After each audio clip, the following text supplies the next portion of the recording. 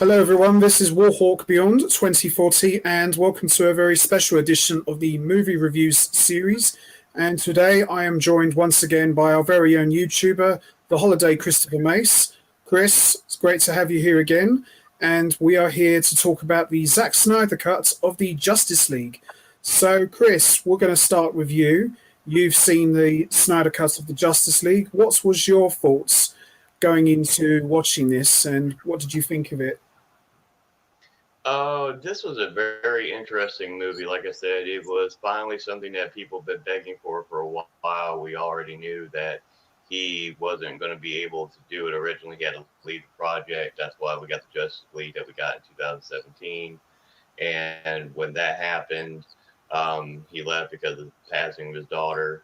And then when he came back, and he was actually created this idea because he was doing a fan Q&A with his fans, and Henry Cavill joined in, and when the people asked, when are you going to create the Snyder Cut, Henry Cavill said, go ahead, show them. Go ahead and create it, show it. And then this is how the project was finally born, and we got a 4-hour and 2-minute movie. So it was very well done, very, very well paced, and very exciting. Yeah, the thing with the Snyder Cuts, I mean, like you said, it was 4 hours and 2 minutes. And, to a lot of people, do I really want to sit through 4 hours? But, I mean, you probably agree with this, but the way it was done, it was so well paced that those 4 hours just flew by. So you didn't even realize that it was that long because they did such a good job at it. And I had a lot of expectations going into the Snyder Cuts of the Justice League, and I questioned how much footage was going to be used, because if you remember, didn't Zack Snyder said that they were going to do some reshoots of certain scenes, didn't they? Yeah, he did. They said they were going to do some reshoots of a lot of scenes actually that they were going to redo, and then later on, since we've heard the stories now that Ben Affleck didn't ask for any money to redo some of the scenes. Jared Leto, when he came in, didn't ask for a penny to redo some of the scenes. He just wanted to be a part of the project out of respect for Zack Snyder and why he was doing this. So a lot of the actors and actresses did not ask for any money to redo some of these scenes, because we've now learned as of recently that it was about another $12 million just to make this project and make it become a reality and put it on HBO Max. Yeah, I mean, like you say, this movie's been such a long time coming for fans ever since the release of the one that we got back in 2017. And I think we can both agree that this was definitely worth the wait, and it definitely delivered in a huge way. Wouldn't you say? Yeah, it did. It delivered in a very big way. I love the fact they broke it down into chapters where you had 6 chapters and you had the epilogue. So you didn't have to watch the whole movie at once. You could watch it like a mini series kind of format where you watch one chapter, then it goes to chapter 2 and chapter 3 and vice versa, so on and so on till you get to the ending. So they did really good with that. Yeah, they did. Yeah, I noticed with this movie that obviously there were scenes that were in the other version, but I couldn't help but notice that those same scenes were a little bit more like extended scenes of the ones that were in the version that we did get. Like, for example, the little dialogue with Batman and Cyborg. We did see that in the other version, but in the Snyder cut of the movie, we got that same scene, but it was just a little bit more longer. When they went to confront Steppenwolf and rescue Victor Stone's father, Yeah, was on the top of yeah. the platform. Yeah, Yeah, they that did was so much. Like I said, you started off with the first few scenes of the movie. You start off with you see Superman pretty much in slow motion dying, and whatever yeah that was Doomsday, and good. finding out that he was crying. So that's how when Lex Luthor said in his comments in Batman versus Superman, where he made the comments, he goes, the son, he's dead. They can hear it. They can hear his cries. They can hear he's dead, and you see that sonic, boom that he created, and everybody all around the universe could hear that he was dying and that he's dead. So Yeah, everybody. all right, Superman's dead. Now we have this opportunity. We can go ahead and conquer the world, because that was a big thing when Big Stone's father used the mother box. Let's see here, Mark reviews. We have a question here. Be watching this tomorrow sometime, so I'll be leaving because of spoilers. All right, not a problem, Mark. I appreciate you No problem. stopping saying hi to everybody. So I'll just highlight your comment real quick. And people who are watching live, if you're on here, you have any questions for me or Warhawk Beyond 2040, please feel free to ask them, and we can answer your questions to the best of our ability. So appreciate you being on. But with, like I was saying, though, with Big Stone, the mother box, you realize they're in their talk. They said, "Well, we used the mother box, and then this is how I became created." He goes, "Yeah, and nobody came after him. Steppenwolf, nobody came after him because Superman was alive." Yeah. One thing that I was very happy about was they definitely improved on Steppenwolf, because in the version, the Joss Whedon version that we got, Steppenwolf was he was okay, but I don't know what your thoughts are on this. But Steppenwolf in the other version of the Justice League, he came across as a bit of a I don't know, like a bit of a buffoon. He wasn't really that intimidating. But I thought what they did with Steppenwolf in the Snyder Cut of the Justice League, they made him a lot more scarier. He looked scary. He completely looked like a different character to the one that we got, and he wasn't just going mother. He was on a mission. Because he was on a mission of redemption to get back in the graces of Darkseid. So I thought that was done much better. So it wasn't just some generic villain who's come to Earth to basically take over the world. He was here for a reason. So I like that little story arc that they did for Steppenwolf, because Steppenwolf is one of the main heavy hitters for Darkseid, and he was really showcased to the fullest, and we gave a reason, to not just to dislike him, but we was given a reason to say to ourselves, okay, he's here for a reason. He wants to redeem himself. He wants to get back in the good graces of Darkseid, and that was carried out very well all throughout this movie. Yeah, because he wasn't just saying mother the whole time. He had a No, backstory. If you remember what they were talking about in their banter, that he would, why you had to do all this, because you're the one, you tried to dethrone Darkseid at one point. This is why you're having to go and conquer all these worlds. And he goes, I just want to get back to his good graces. Well, you know what you have to do. You have many worlds you have to conquer and stuff. And then when he found out some information that was important to Darkseid, that's when he had his interaction with Darkseid. And he had more depth in a backstory. He didn't just have it, oh, he's just obsessed with these boxes and that's why. mm-hmm. He had a backstory. He had a reason why he was doing all this. And I think that was an important key thing there, is him having a backstory. Definitely. One character that did show up in the Snyder Cut, which I was a little bit surprised about, was Desard. I was very surprised that Desard actually showed up, because I remember Desard from the comic books. He looked like a little short minion with fangs, and he had that robe, that hooded robe, and he looked more like a vampire in the comic books and in the DCEU. And his appearance in the Snyder Cut, even though it was small, to me it was a big deal, because you've already got Steppenwolf. There's hints of Darkseid already. We've already got the Parademons. So to have Desard in a cameo sort of role, to me, was quite big, because they didn't really mention that Desard was appearing, did they?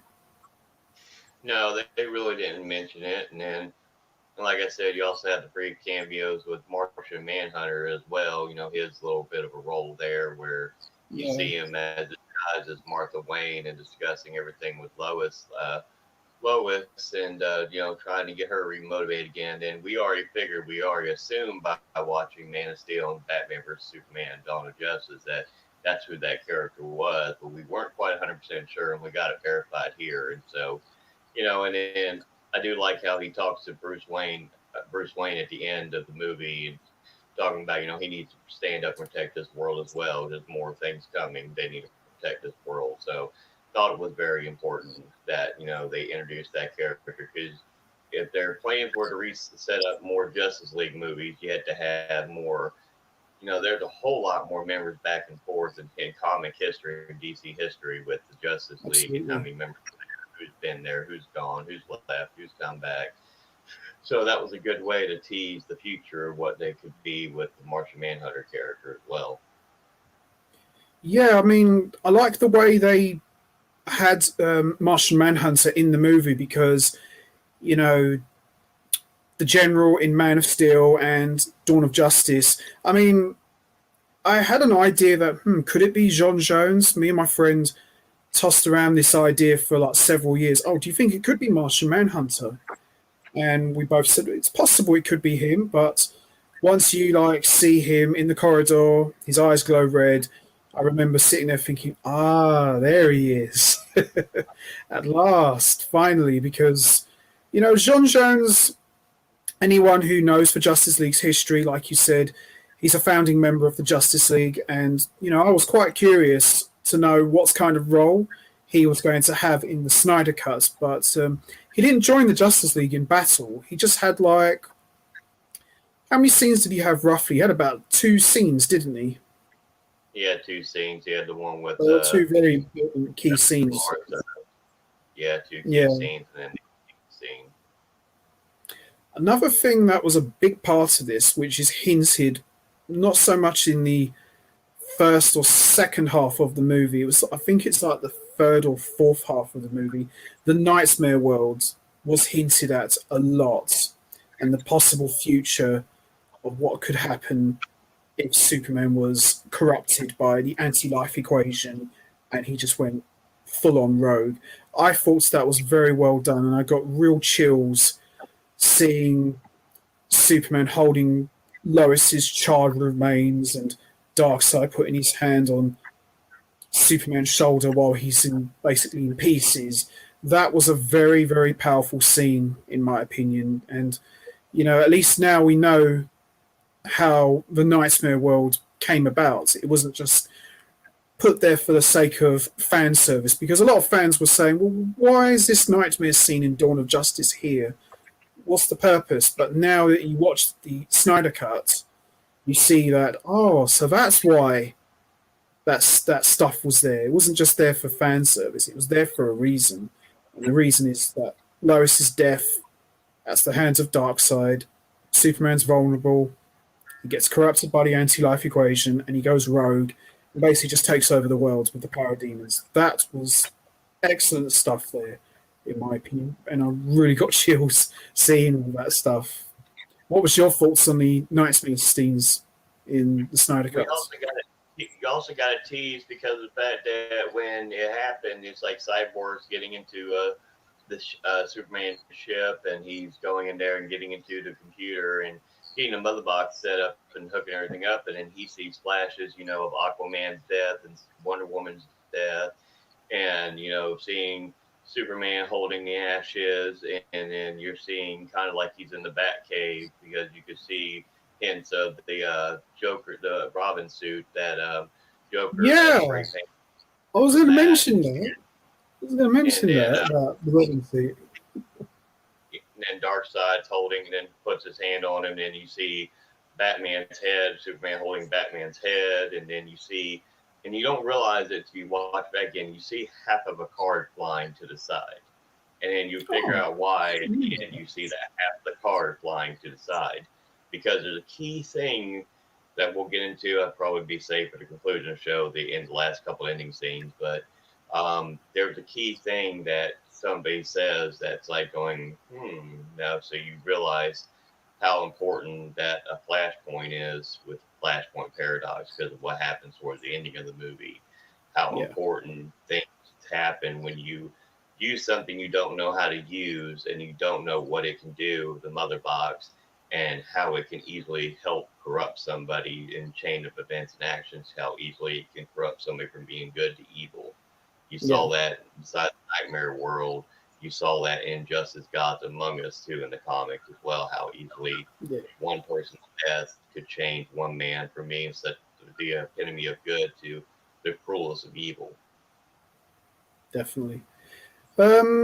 One thing that I was very happy about. They did an excellent job with all of the characters' personalities. We had Batman, who was back to being how he should be, like he was in Dawn of Justice. Man of few words, very smart, very prepared for every situation. I like how they kept his dialogue to a minimum. He didn't talk much, but when he did speak, it meant something. The Flash, he was still a bit goofy in this one, but they kept it down more to a minimum, so he wasn't as silly as he was in the other version. He was a lot more serious, and he had his little odd comedic moments because he's very young, but they kept it to a minimum. Cyborg, I was very pleased with. He had probably the biggest role in the story arc overall. Wonder Woman was fantastic as always. Aquaman, he was more, how shall I put it? He was more like the serious underwater king of Atlantis, not some poor man's Thor ripoff. He was there doing his thing. I was very impressed with that. Everyone in the Justice League character-wise was good. Superman in this film, he didn't talk as much, did he? He's didn't say a lot. Dialogue was kept to a minimum. He was a lot more vicious. He was a lot more rough, especially when he came back from the dead. And he was still the hero, but you could tell that Superman was a lot more different than the last time we saw him. How would you say each of the characters were handled individually? Do you think they did a great job with them? Uh, let's see here. We'll just talk about the core members of Justice League. But like I said, Flash was not made to look like a comedic joke. He actually No. had a lot more depth to him. Like I said, the first time you see him, he saves that girl from the car wreck and stuff like that. And he's just trying to find. His goal is to try to get his father out of prison for the death of his mother. That's the whole story arc with him. Trying to figure out a way to do that, get all these odd-end jobs, trying to raise up enough money. He doesn't use his powers. He could easily just use his powers and rob banks if he really wanted to get all that kind of money, if you really think about it, but he doesn't do that. He's True. trying to do the right about the right life. And they made him more serious. They made him a lot more serious, not as much comedy relief, really. And Definitely. his key roles, like towards the ending of the movie, where they failed. I mean, he was a big key factor. They failed. He didn't make it in time. The parademon had blasted him. He had lost his speed, and he had to use the flashpoint to rewind time. And you saw a hint of it when he was having to charge the mother box. As you saw the mother box going down the water, and then you saw it slowly rise back up as he's having to use the flashpoint just to be able to hit it at the exact same thing at that exact time. So his role was more significant in this movie with everything going on. Aquaman Absolutely. was treated more like a god. Like you can see at the beginning of the movie where Bruce Wayne's looking for him, offering $25,000 to talk to this man right now outside, and how he was getting treated, and the women were praising him and singing his praises like he was a god of the sea, and snipping the jacket and singing his praises. And he was treated more like a godlike person for the townspeople than he was in the last movie, where he was just trying to be this rogue, independent guy. He felt like he had more depth already. He already felt like he was had an establishment of who he wanted to be in the future. Wonder Woman was, pretty much had a little bit more depth. She was a little more serious with things. Like I said, she's always they didn't really change too much about her. The only really changes you can see with Wonder Woman, her character, was the fact that they played a different music when she stopped that bank robbery, and they Yeah, I played that noticed. same every time she appeared. You hear that classical kind of a music feel. It wasn't like the harder rock music that you heard, like din din din din din din din like that. It Yeah, was more like a choir-esque kind of music you heard. Um, Bruce Wayne, Batman had little bit more depth and stuff. I like key things like him and Wonder Woman had the best dialogue talking to each other. He goes, I've seen him before talking about the Flash. I saw him in my dreams. He came back and he told me Lois is the key. And then Wonder Woman's like going, she's key to Superman's heart. He goes, no, there's more to this than just that. Not just that. There's more to it than that. And then you had Cyborg. Cyborg had the more significant role. He wasn't just like briefly in the movie. He was only there to stop the Mother Box. His interaction with his father, who he seemed like he was estranged from, he blamed his father for not being there at the football game, but he should have been, and his mom dying in a car accident, him for making him the cyborg because he's like, I lost my wife, I'm not losing my son too, and doing what he did with the Mother Box and creating him who he was, so people still thought he was dead, but he wasn't. And, his father's sacrifice, because his father didn't die in Justice League, the first one, but his father died in this one, trying to leave some kind of trace for the Mother Box, so they'd be able to heat sense, so that way they'd be able to trace the Mother Box. He sacrificed himself to help his son stop Steppenwolf from what he was doing. And Lord, I'm about to go brain dead what I was going to say. But pretty much that's what he did. So Cyborg had more of a significant role, and then him doing the Mother Box, him seeing the flashbacks or the premonitions he was having about what the future could be, doing this to the Mother Box, him doubting himself just before the Flash touches the Mother Box and brings Superman back to life.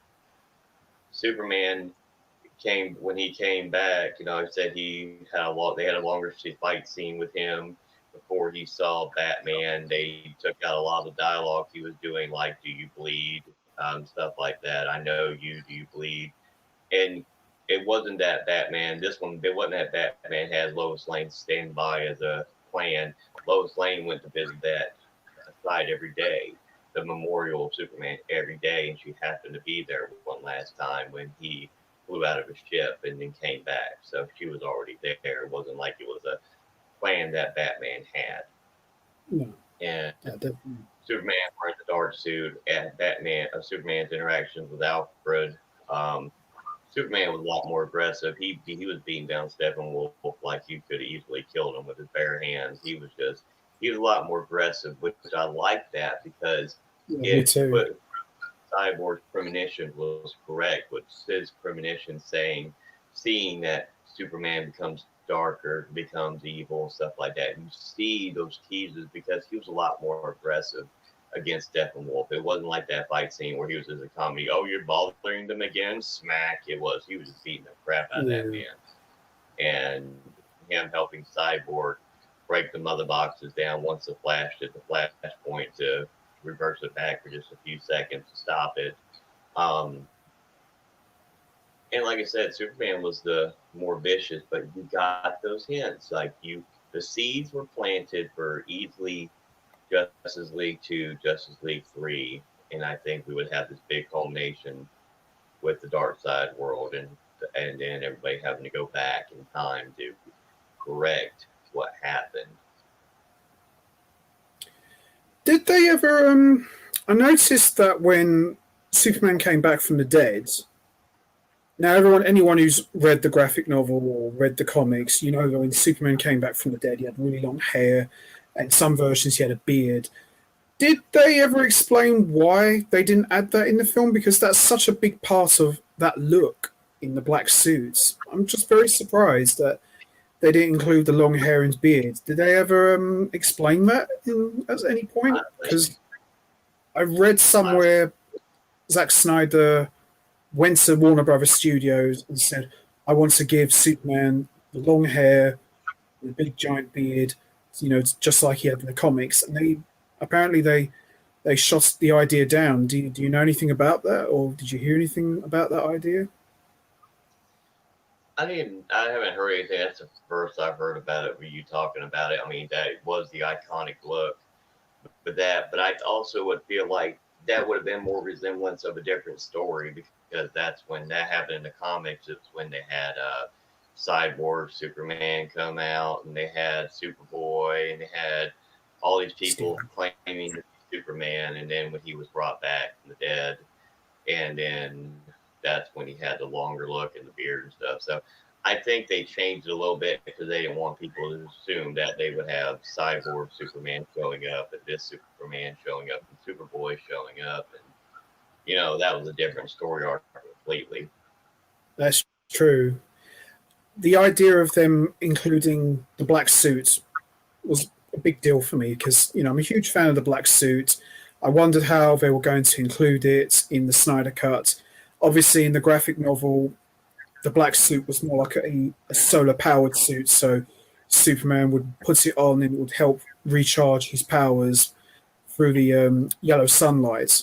They didn't really explain that in this film. He just basically just put on the black suit and was off doing his Superman thing. Obviously, they, as you say, they couldn't include those aspects of the story because that's a whole different story arc altogether. But it was nice to see the black suit because that's something I've been wanting to see in a cinematic DC movie for like forever, really, because we've never really seen that in live action. The most we ever saw the black suit was in Superman Doomsday animated movie back in 2007, and the other one was the Return of Superman, which was like the two-parter, part of the Death of Superman and Return of Superman in the DC animated movie. So we've seen it a couple of times, but never in live action. We've had versions in TV shows that hint at that, but we've never really seen it in a live action movie until now, and it was cool. It was really, really good to see the black costume. It looked really slick, so it was a really good moment seeing Superman step out of the fortress in the black suit with the cape. So it was a really cool moment for me because I'm a huge fan of the black suit. Also, in this movie, we saw Jared Leto's Joker, although very brief in the Nightmare world. What was your thoughts on Batman saying Harley Quinn died in his arms? Because I did not see that coming at all. I wanted to hear your thoughts on that. Well, it's like I said, you had the nightmare world, and you're seeing it toward the end where this is the future, what could happen with Superman. And I think Jared Leto's Joker, I think he redeemed himself because people gave it such grief with him playing the Joker in Suicide Squad. Yeah. Gave his grief. I think given this one scene, he redeemed that to everybody of what his character could have been had it been done correctly. It was dark. He was laughing. The laugh just made you think, man, that's the Joker right there. You don't think about who the actor is. That's the Joker right there. The iconic laugh, him talking, the banter with him and Batman. He goes, be careful with your words. Your next words are gonna be especially when Batman's asked, you don't know what it's like to lose. You've never lost anything. You don't know how to feel. You never lost it. And he goes, oh, quite contraire, my little fishy. He has lost his mother and father.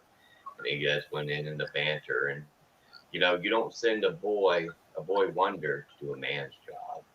And he said, that was good. Quinn, it was really good they hinted at that.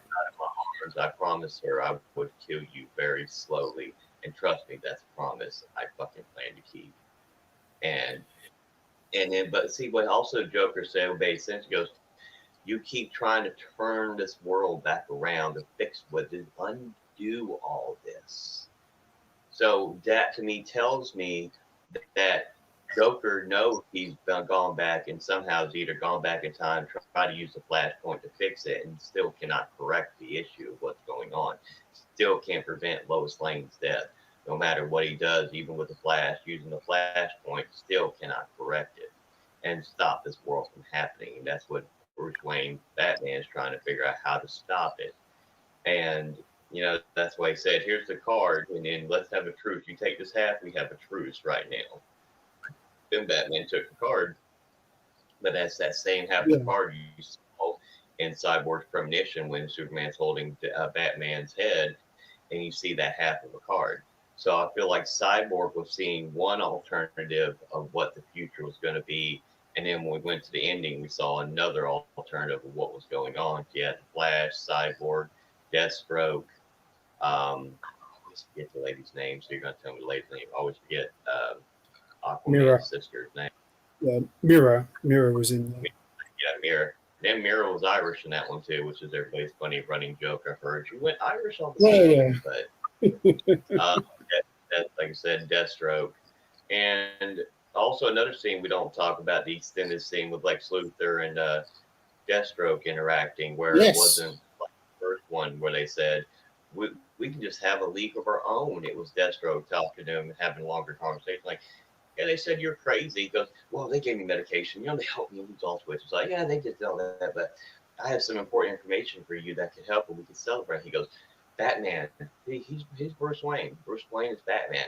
That's Well, right, I think because that scene, that scene was that scene you're talking about at the end with Deathstroke and Lex Luthor. That was originally supposed to set up for the Batman Ben Affleck solo movie with Deathstroke as the main villain, but sadly we didn't get it. But with the success of this movie, never say never. Maybe we could see that movie. And Zack Snyder has even offered to produce it if Ben Affleck is game for it, because he was saying that I'm trying to get Ben Affleck to change his mind about having another crack at that Batman solo movie, because I'm sure you would. I know I would. A lot of fans would love to see that movie because it would be such a different kind of Batman movie. Because we've always seen the Joker in most of the films and a few other villains, but I think having a Batman film with Deathstroke as the main villain, I think with a good story, good director, I think they could really have a monster classic, in my opinion. And it was a good setup, but we'll just have to see really whether or not we're going to see that. Also, in the nice scene with the Joker, you mentioned that about Robin. A lot of fans are saying that the Robin that they're talking about isn't Jason Todd, it's Dick Grayson. I wanted to get your thoughts on that. Which Robin do you think the Joker was alluding to that he murdered? Do you think it was Jason Todd or do you think it was Dick Grayson? I think it was Jason Todd, but I would think it would be Jason Todd. But however, I remember a scene in Suicide Squad where you had Harley Quinn's bio and it says killed Robin. And if I Yeah. remember the context, it was Dick Grayson that she tried to kill. So Yeah. if I remember correctly, so it'd been Harley Quinn who tried to kill Dick Grayson, thought she succeeded and didn't. So that was when he became Nightwing. So I think if that's the case, and if it's Harley Quinn who tried to kill Dick Grayson, I would say Joker tried to kill Jason Todd with the iconic story of Death in the Family. Yeah, with the crowbar and the charred, burnt suit that we saw in the Batcave. Another thing we haven't really tapped into much, and he's the biggest one of the whole epic, Darkseid. I love the way they hinted at Darkseid because he wasn't actually the main villain in this movie, but his presence was felt all throughout because, like I said earlier, we saw Darkseid in Cyborg's premonition, put his hand on Superman's shoulder, and with the whole situation with the mother boxes, you saw the boom tube open, you see Darkseid standing there on Apocalypse in all his evil glory. Saw a little hint of Granny Goodness as well, and some of the other characters. How did you think the movie handled Darkseid? Because bear in mind, he wasn't really the main villain, but how do you think they handled him? Perfectly. I think they handled him just right. They teased him and then Ash showed him a little bit and let him have a little bit of dialogue. Um, it's like I said, they want you to know he was there. Like you knew his presence was there at some point. Each point there was something going on where he was watching, observing through everything and figuring out everything. You knew he was the main villain. Sort of like in the Marvel Cinematic Universe, they plotted Thanos as more and more it grew and grew. You saw him a little bit more. Same thing here. But Darkseid was more of a presence as well. You saw little bits of hints about him and how the stories were told. And I think it's also interesting how when they showed the old gods versus Darkseid, how they had everybody. You saw hints of the Green Lanterns. You saw even Zeus himself, and all. You saw Ares as well, and we all remember we saw Ares in the first Wonder Woman movie. So That's right. you know see Ares as well, so that was a nice little callback to him. You see different characters. So, I mean, yes, Darkseid's going to be the main bad guy. So, my question for you, real quick, is: do you see them plot and do something similar, like with Justice League 2 and 3, with similar stories that we see in the animated universe, like Justice League War and Justice League Apocalyptic? I think for Justice League 2, from what I've read, Zack Snyder said that Justice League 2 was going to be, the whole film was going to be completely set in the Nightmare world with Batman, Cyborg, and the Flash trying to fix what happened. And I think for the third film, I'm just guessing here, we could see something on the lines of Justice League War and Justice League Apocalypse. So there's a possibility we could see that play out. How they're going to pull that off remains to be seen because a lot of fans want to see a sequel. I know I do. I know you do. But we'll just have to see, really. But I think that's probably how they will do Justice League 2 and 3. 2 will be the Nightmare world, trying to fix what happened, and Justice League 3 will be somewhere in the lines of Justice League War or Justice League Apocalypse. But time will tell, really. That's what I think. Well, do you think they're going to the Flashpoint movie that comes out here later on? Do you think that's going to set up the Nightmare world, the Flashpoint? It's a strong possibility because with the Flashpoint movie, they're going to dabble into the multiverse. So, so there's got to be so there could be hints of other Earths where the events of the Nightmare world played out differently. So we could see that in the Flash movie at some point. We'll have to see because I think the Flash movie is going to play a big role, not just story-wise, but the entire DCEU cinematic universe. I think the Flashpoint movie is going to be a big game changer, and it's going to change a lot of things, and it's going to answer a lot of questions to time with the Justice League 2 and 3 movies. So we'll just have to see, really. But that's what I think could happen. Do you think there's a possibility that Cyborg could get his own solo movie at some point in the near future? I hope so. I think they did great with him in this version of him. Like I said, they made him just like a little sidekick in Justice League, the 2017 one. So here they redeemed him as well. So yeah, I would be interested to see a Cyborg solo movie. I would be interested to see that. I'd be interested to see. I'm just curious, had they went through with this movie, how much different Aquaman would have looked. Would it have been a little bit different of a movie, a different tone? That's what I'm more curious about. Since we've already had Aquaman come out, Wonder Woman 84 come out, we've already had a couple other movies come out, and we got the future with the Suicide Squad coming out.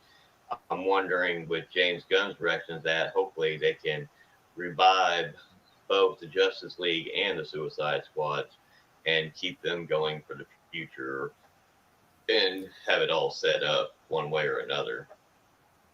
Well, time will tell. Really, we'll just have to see how those movies will play out. Another thing that I noticed in this movie, the Snyder Cuts, was the way, like you said earlier, the way Bruce went around recruiting everyone. I thought that was very well done. It wasn't played for comedic laughs like it was in the other one. This was real serious moments. Like the way Bruce was going around recruiting everyone. Yeah, like I said, it was a lot more serious and stuff. It was, but I think he was serious in the original one too. The only thing I remember they took out was like Alfred and him were talking, like going, it's not like you had exploding penguins anymore, like referencing the penguin and stuff like that. I think that was a subtle hint. I think it was something just to call back to one of his great villains with the penguin and stuff like that. I don't think it was that much hit for meant for comedy, just more of a hey, at least you don't have to deal with this and deal with this anymore and deal with this. Well, I mean, Bruce Wayne in the other version of Batman, Justice League, I mean, he, how do I explain this? He didn't feel like how he was in Dawn of Justice. Now, bear in mind that Superman died at the end of Dawn of Justice, so that changed Bruce Wayne's perception of him and wanting to honor him. I get that, but the problem I had with Bruce Wayne in the Joss Whedon version of the Justice League movie was he didn't seem sure of himself. He didn't seem like Batman, because Batman, I know, he's a guy who's prepared for everything. He's very smart. He knows what to do in situations.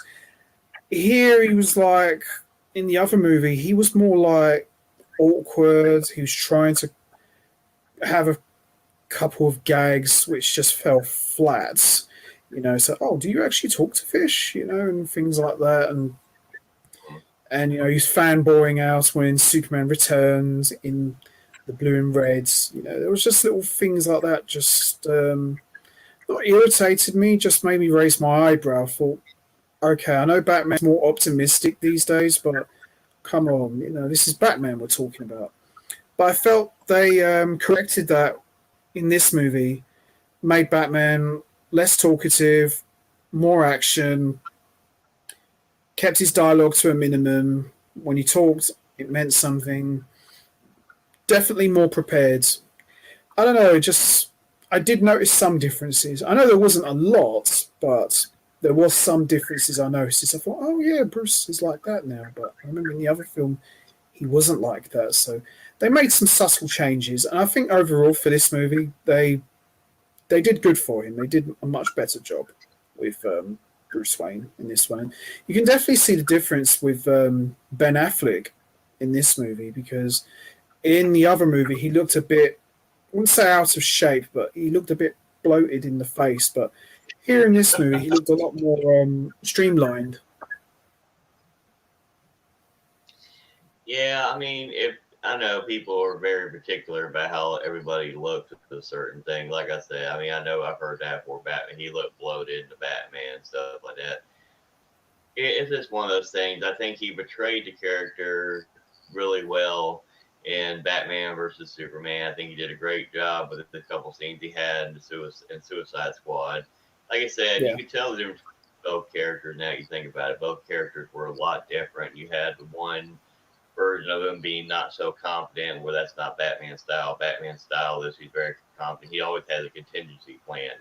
There's a big thing you'll see in the animated movies. He always has a contingency plan. He has a plan for everything.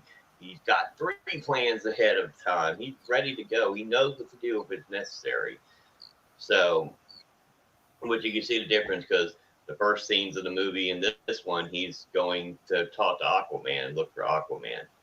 Where the first scene, at the first few scenes in the original one, is they're singing about the death of Superman, and that he's fighting parademons already, and not sure what the heck they are, and uncertainty of what this is. So I mean, it's a big, and they took that scene out too. If you realize that, I thought about that. They took that scene out. They took that scene where he fought a parademon first before anything. They did take that out. They took a lot of scenes out. I noticed that. So how everything went too, which was a lot different too. I think it flowed better taking out a lot of the scenes and rearranging them. So you can see the difference between both the directors and what they did.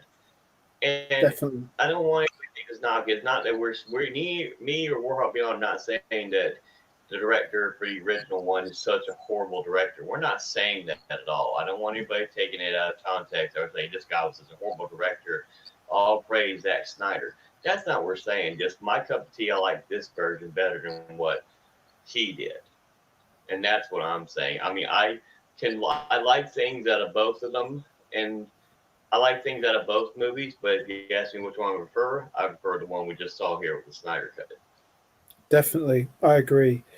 And the thing with the other version, the Joss Whedon version, okay, it wasn't perfect, but there was some good moments. You know, we can't completely, bash the hell out of it. It wasn't a completely bad film, like you said. The beginning of the Justice League movie where Batman was fighting a parademon.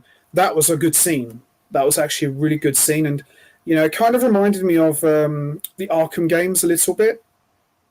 That was actually a Mhm. really good scene. So it's not like the Holiday Christopher Mace is saying that we're not bashing either director. Both of them have their way of doing things. And, obviously they've got their good points, they've got their bad points. No one's perfect. But I agree with what you said.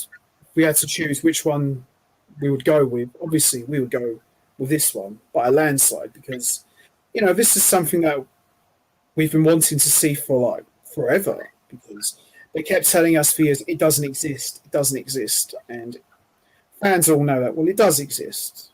It's just a matter of when are we going to see it. So to finally see it, and now here we are talking about it. It was worth the wait. It really was. Now the question is, where do they go from here? That's the big question.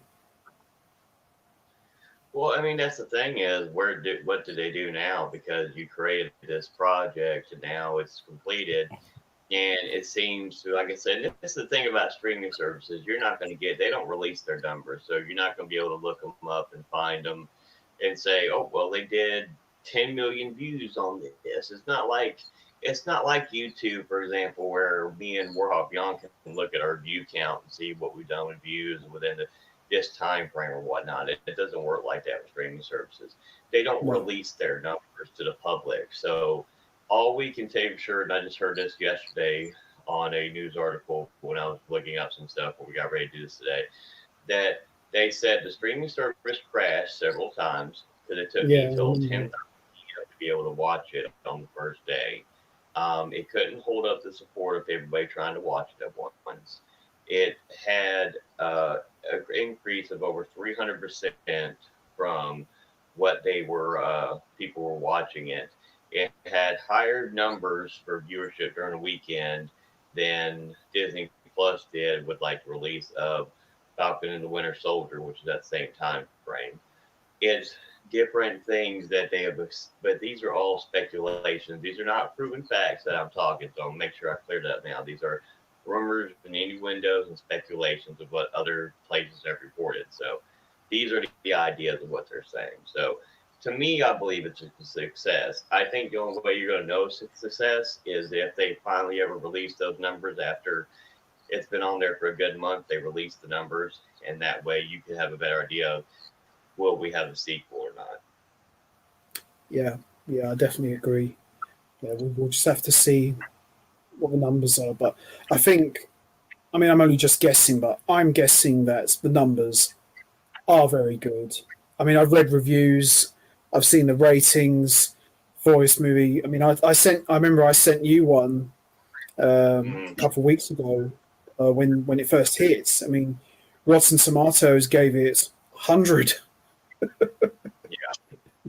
That's just unbelievable, And other reviews I've seen, they've given it like 86%. There was another one I saw gave it like 89. So percentage wise, it's very, very high. Probably the highest I've ever seen for a DC movie. I mean, The Dark Knight was very high, but it never got like within like how shall I say 100. It never got like 100%. I think it got something like maybe 93%. 92% or something. 93%, yeah. Yeah, Wonder Woman got. I think Wonder Woman got like 90. The first one, I think that got like 93. It was very Yeah. high.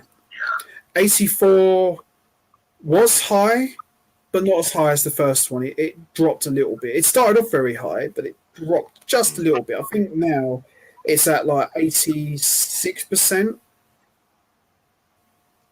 Yeah, It that's wasn't what as I high as the remember looking first to one. about that. I mean, and that's the thing is too. I've seen, and that's the thing about stuff like that where they rate these movies.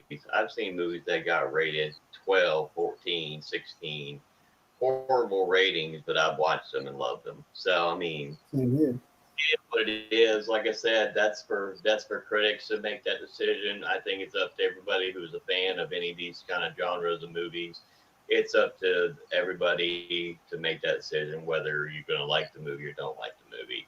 I always recommend you can read, listen to critics all you want. If you're basing your opinion based on critics, sometimes it's okay, sometimes it's not. I think sometimes the best answer for me is just to take your time out of your day, watch the movie, and then you can make your own conclusion of what you think of it. Definitely, I agree. And for fans who, like myself, who have grew up with the Justice League cartoons, read the Justice League comics, this film highly recommended. I mean, if there's only one DC film I would recommend to anyone to watch, go with this one. If it's the only one you're ever going to see in your life or for one day, I'd definitely go with this one because this delivered and more, and it made sense. Story wise, it made sense. Nice callbacks to previous movies like Man of Steel, Dawn of Justice. Anything and everything was there and more. And you didn't just get all your questions answered, you got lots of hints and teases for the future, and it did an excellent job in this movie, I think. So it's going to be very interesting to see where we go from here after the Snyder Cuts. So, favorite moments? Did you have any favorite moments in this movie? I mean, in particular, I would say towards the ending. I would say the ending where you saw how easily the Justice League failed at first, where it was too late and the world was about to blow up, and in the Flash having to be the best he could be, and using the Flashpoint to rewind time just enough to stop it. I think that was one of my favorite moments, along with the interaction with Jared Leto's Joker and Batman. I thought that was a great moment. And I think how much I like the Cyborg premonition, like when he did the Mother Box, I think you were getting the hints of what the future was to come if this happens, and the doubt he gave himself about should we even do this now. I think those are some powerful scenes to think about, really. Definitely. I think my three favorite scenes, number one was what you said, Jared Leto's Joker interacting with Batman in the Nightmare world. Number two would be Superman returning from the dead in the black suit, because, I'm a huge fan of the graphic novel of definitely Return of Superman. Third favorite moments, I would say, is probably where you saw Cyborg's premonition of the Justice League failing to save the world and the whole world just went to hell. That was probably, those three scenes were probably my favourites. And if I had to throw maybe two more in there, I would probably say the Justice League fighting Superman, because it reminded me of the DCEU a little bit. And the fifth moment was Lex Luthor's interaction with Deathstroke, which helped set up the Batman solo movie. So I would probably say those 5 moments are my favourites of this 4-hour epic. But yeah, it was an excellent film. I would definitely say the Snyder Cuts was film of the year by far. This is definitely film of the year. I would go with that. I would say it's more of the event of the year, because it's a long way to go for the end of the year. But as for something that everybody had been waiting on for years for, I think it was more of the event. It's like I tell everybody, like Avengers Endgame was an event more than a movie. It was just the event of waiting for the conclusion. This was an event that had been long overdue, and it finally happened. I think a lot of people were satisfied with it. So, he did this. He did this for the fans, but he did this for memory of his daughter, Autumn. And I think that's what we all need to look at the end of the day, that he not only did it for fans, but he did it for tribute and memory of his daughter. And I think that's the important thing about it all. His family's first, and that's the important thing about everything with life. Definitely. Couldn't agree more. Absolutely. Yeah, as you say, both films were events, but for different reasons. This was more like long overdue, as you say. Endgame was more like the conclusion to a years-long story arc, like the a culmination of like 11 to 12 movies. This was just like a culmination of anticipation of when are we going to see it, and it delivered big time. And people I've spoken to who have seen this movie, I have yet to have heard one bad remark yet. Everybody has said excellent. No one has said a bad thing about it, which is good. Very, very good, because DC films in the past have always been known for being bashed a little bit. But this is the one film I think everyone, even if you're not a fan of DC, this has been the one film that everyone has agreed and said, yeah, this was the best one by far. Yeah, I agree. So I think we've almost been on here for almost an hour now. I think we've had a good conversation about this stuff. But we want to wrap it up. Is there any final thoughts on the movie? Final thoughts. Pretty much what I said, really. Anybody who hasn't seen the Snyder Cuts of the Justice League, go and see it. You won't be disappointed. If you don't know the story of the characters before you see this, maybe check out the other films. But if you just want to see a good superhero movie, this is the one for you. If there's nothing else you don't see for the whole year, watch this one. That's pretty much my final thoughts. Any final thoughts you'd like to add to that?